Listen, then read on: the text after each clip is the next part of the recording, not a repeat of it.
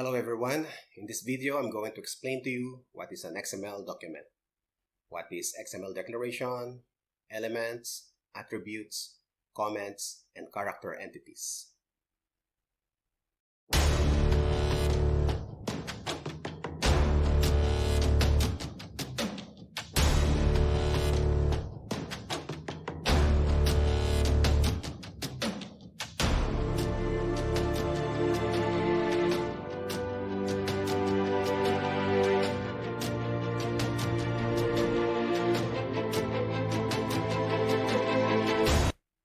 So before I begin discussing the topics, we have a video in the past where we discussed this example of XML file. How do we create this XML file using Notepad++, how to open it, how to close it, and how to save it. Also, we have tested the validity of this XML document using Google Chrome, or any browser available in your laptop or computer. So we have a video of that. You can watch it again before going into this video so that you will understand how to create first, how to save, how to open, and test the XML document. And so, what is an XML document? Well, an XML document is a basic unit of XML information composed of elements and other markup in an orderly package and contain wide variety of data. Simply, an XML document is a collection of elements, and then these elements will have data. The data is within the elements or element, and when you compile or you put together this data, so it can become a record, and this data can be processed using programming languages, any programming languages. We will have a video later on how to create a program that will process this XML document. So simply put, XML document contains data where we can process, and then we can process this XML data. So an XML document also contains the following, or composed of the following items here: XML declaration, elements, attributes, comments, and character entities. So let's start off with the XML declaration. An example of XML declaration will be this one here, line number 1 here. This is an XML declaration. Simply, you are going to put this on the first line when you are creating an XML document. So simply, you are telling here that you'll be using the version 1.0 and encoding UTF-8.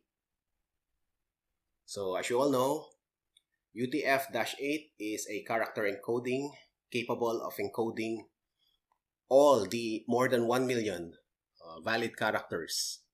So meaning to say, all the characters that you can see in your keyboard can be used here. Basically, that's how it is. So XML declaration should be written in the first line, and it should begin with less than sign, question mark, and it should end with question mark greater than sign. The next thing that you need to do, or that you need to place in your XML document, will be the elements, or what we call root element. So that's the next thing that you have to put there. So a root element is only one. There should only be one root element in an XML document. So any name that you can think of, but it should have something to do with what you are doing.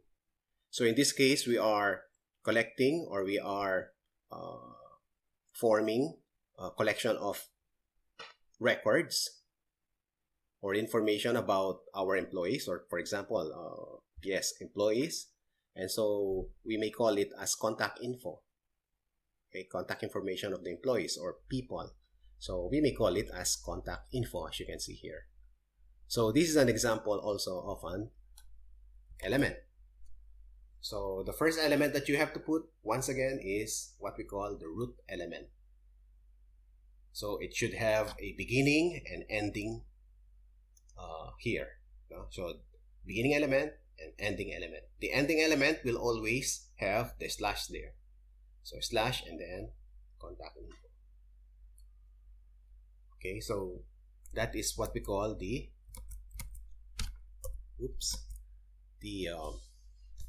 root element. So another example of an element will be company here. You see the data will be Bahawan Cybertech. Another one will be phone, and these are the data 555-4569. It has a beginning element and ending element. So it's going to be like that. And then we have another example, the name, just that this one have an attribute. We will go to that later on. What is an attribute? So we will go to that later on. So we have here a name and then slash name. In the middle of the elements will be the data. So element describes the data. So for example here phone. So obviously the data will be a phone number. Company, perhaps company name. So the element can be any name you wish to put there. As long as it describes the data, then you can think of any element name for that. So in this case, we can say company, or we can say company name. And so it should be like this. So company name. Okay, so it's going to be like that. Or we can just put it as company. So any name, as long as it describes the data, then that is an element. So just don't forget that there is a beginning and ending element. Okay, so however, there are elements where there is no ending element. And that is what we call an empty element. Here it is. So an example of empty element is something like this. For instance, we have, let's say, gender. There you go. This is an example of an empty element. It doesn't have an ending element, just like phone and the company.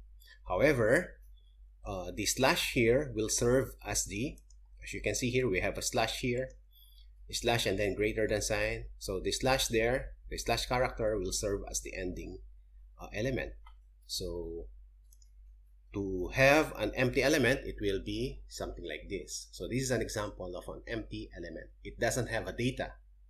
You cannot put a data here. No, for example, you cannot say, let's say female. You cannot say like this because an empty element, as the name implies, it's empty and it doesn't have a data. However, we have an empty content also. Empty content. This time, it has an ending element, but there is no data. So, for instance, let's have an example. Let's say age /age, as you can see here. So, here we have age/age. So, because it is empty, so there should be no data inside. So, this is just an example of empty content. Okay, empty element for the gender and empty content for the age. So you can create an empty an element with an empty content. So just simply by having something like this. So there is no data inside. So this is an example of line number 9, empty content, or an element with an empty content. So basically, that is an element. So once again, an element describes the data. Okay, so you can think of any name that you would like to use there. As long as it describes the data, it has something to do with the data, you can just put any name there. However, also, in addition to elements, make sure that the beginning element here should be the same with the ending element here. So if it is small capital letters, let's say company here, so the ending will be /company, all are in small. And if you are using Notepad++, it's easy for you to see if they are pair, because when you select the element name, the ending element will also be selected. If, for instance, they are not the same spelling, so once you select or click the element name, it doesn't select the ending element because they are not the same in terms of spelling. So you have to make sure that they are both correct in spelling. If they are not the same in spelling, and when you validate this one or test this one in a browser, it will just give you an error message. So that is the case. Okay, so that is for the elements. So those are the elements. Also, an element may have data, as you can see here in phone. It has data. Company, it has data. Bahawan Cybertech. Also, it may also have a data and an element. Okay, for instance, the contact info. The contact info have a data. It's called first record. And it has also an element. So it is possible that an element may have data and element or elements. For instance, data. The element data have 1, 2, 3, 4, 5. 5 elements. The name, company, phone, gender, and age. It doesn't have data, but it has elements. So this is possible. So those are the possible data or content of an element.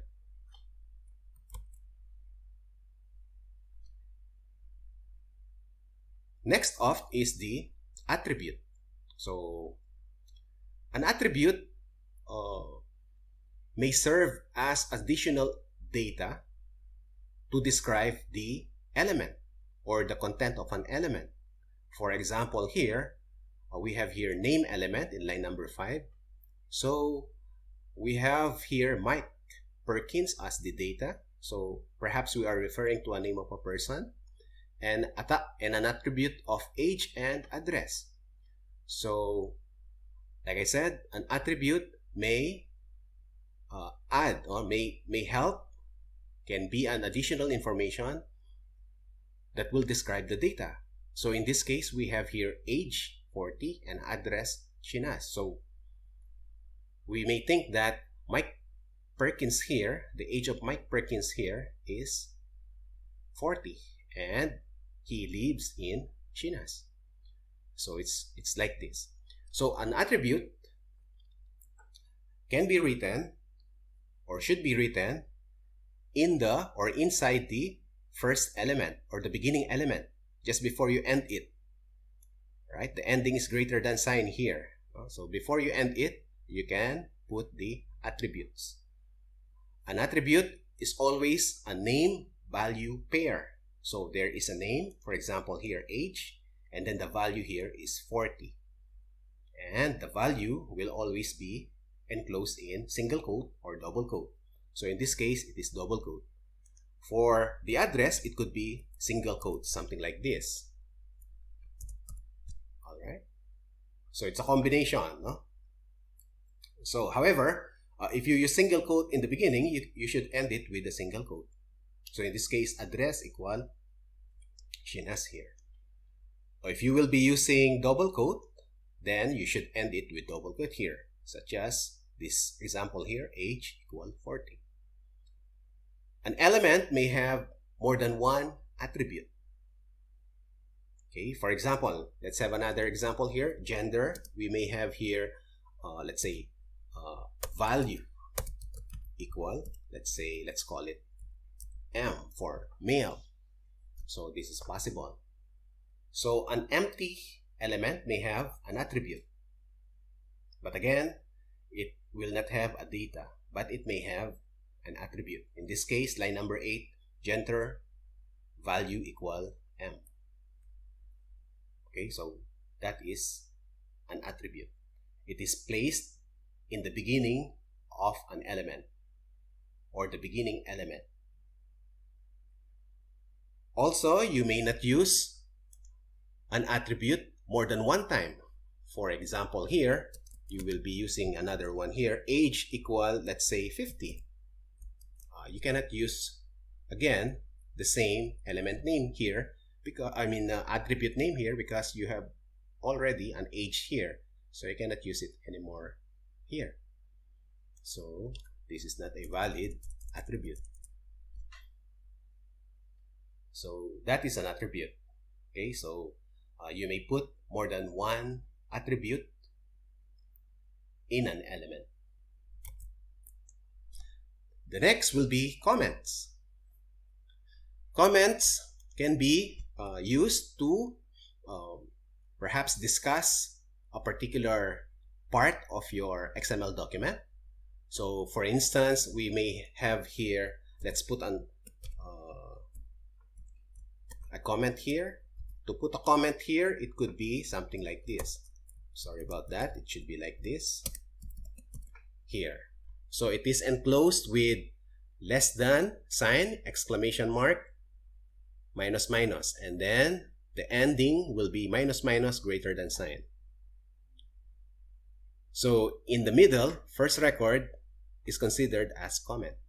Comments in XML, just like in any programming language, will be ignored by the compiler when you compile the program. So similarly here, when we test this for validity using a browser, this line number 3 will not be considered.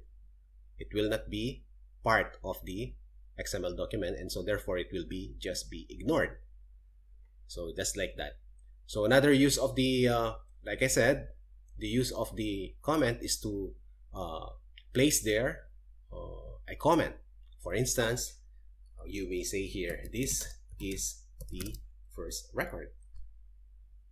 So you're telling that this is the first record. Okay, so basically that's the purpose of the comment. Or for instance, you may want to remove the gender here. You may want to remove the gender here, but you don't like to delete it. Just, it should be there. Just in case you change your mind, you have to put it again. So you might use here a comment.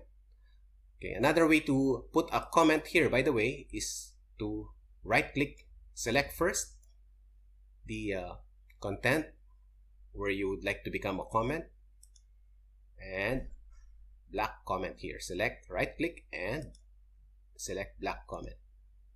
And it will be something like this here.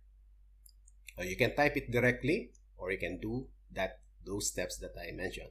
To remove it, you changed already your mind and you want again the element gender, so you may select it again, right click on it, and this time black uncomment, and so it will come back to its original state, or it will remove the comment characters. And I'm going to save it again. Don't forget to save. So it's like this.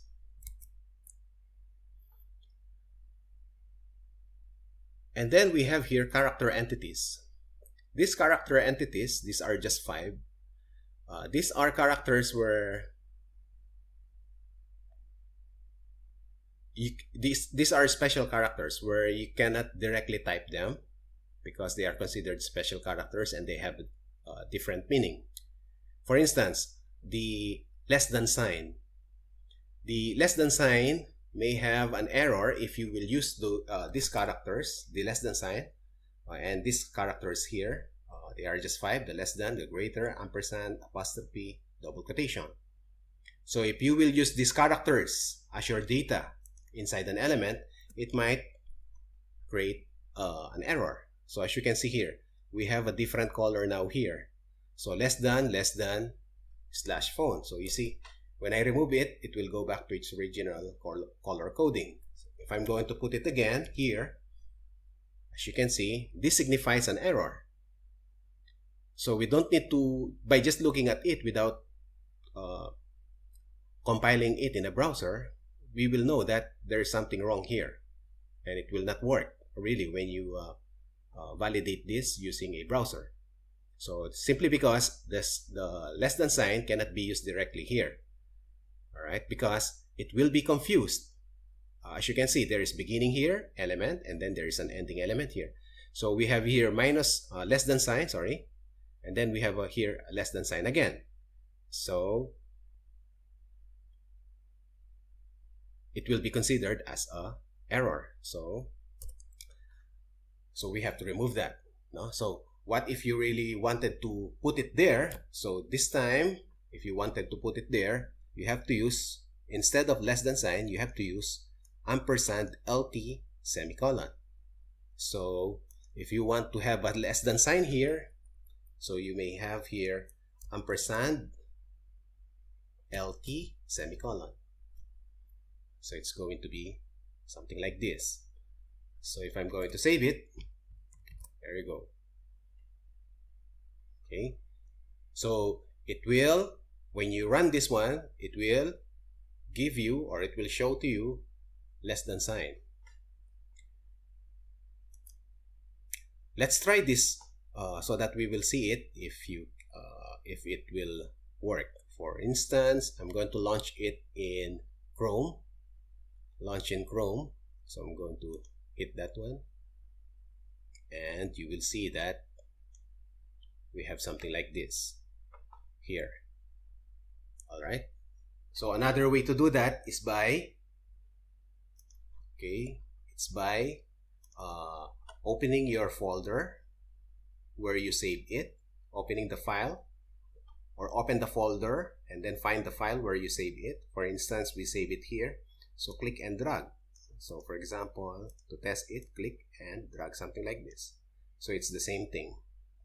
If you have here, or in your notepad, I mean, you can click the run and you can just select the browsers available to you. So if you click launch in Chrome, so it will test it in Chrome. So as you can see here, it gives you the less than sign here. Right? So this is good in creating, for instance, relational expressions. For example, let's call it relational expression. So something like this here, so slash, and so on. It's like this. So for example, 10 less than 100. So again, we cannot type less than here. So instead, ampersand LT semicolon. So let's save it and let's try and see it in the browser.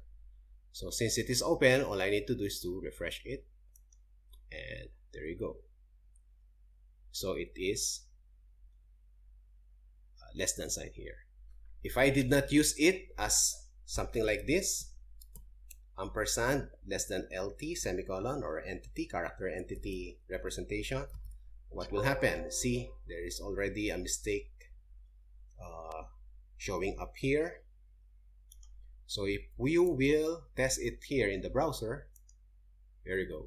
So we have an error and it gives us this error message. So line 10, column 12, start tag invalid element name. So this is the mistake here, or the error. So we have to make sure that we use the proper character entity. So in this case, ampersand LT semicolon for less than sign. So for greater than sign, ampersand GT semicolon. And if you want to use the ampersand, you have to use ampersand AMP semicolon. For apostrophe, ampersand APOS semicolon. For double quotation, ampersand QUOT semicolon. Okay, so these are the what we call character entities. These are only 5 and they are very easy to remember because I think the first, for instance, in the ampersand, the first 3, amp, apostrophe is apos, and double quotation is quote or QUOT. For the less than sign, LT. For the greater than sign, GT. So they are very easy to remember. Okay, so with this now, you can now create the second data, for instance, or second record. For instance, this is a record. This is the first record. So for the second record now, you can just put it here. And you just have to change the data over here. Let's say, for instance, 20 years old. And this is a different place. Let's say Sohar. And this is a different name. Right? So for instance, like this.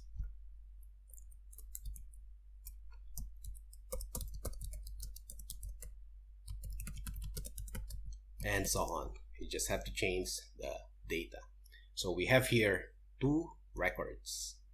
And the data of each record will be the name, company, phone, gender, age, and this relational expression, or the REXP element. So there you go for these topics. I hope you have learned in this video about the following topics here. And please hit the like button if you like this video. And don't forget to subscribe in this channel.